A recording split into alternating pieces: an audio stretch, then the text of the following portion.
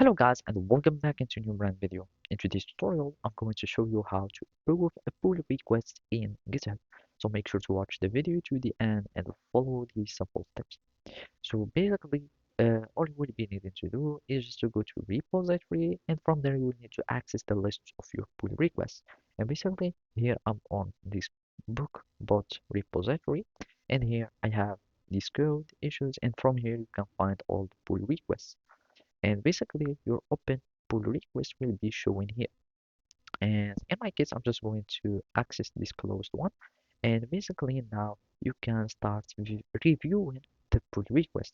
So basically here you can find this conversation panel, and from here you can start talking within the team or with your collaborators about the comment or about the pull request, if there was some error in it or there was if there is some mistakes in it, like something that shouldn't be done, etc.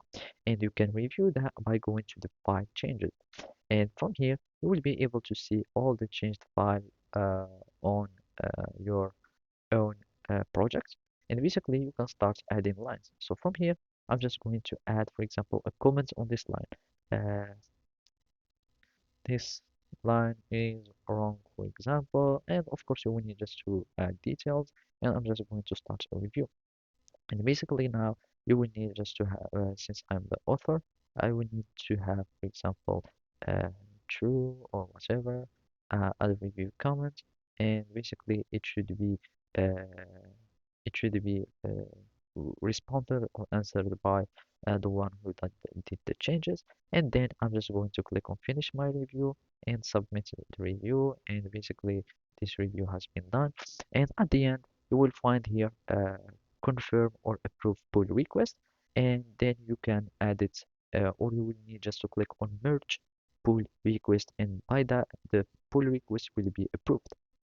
And of course you will need to already have the access or the permission to do that. So basically that's it. Thank you for watching and see you next time.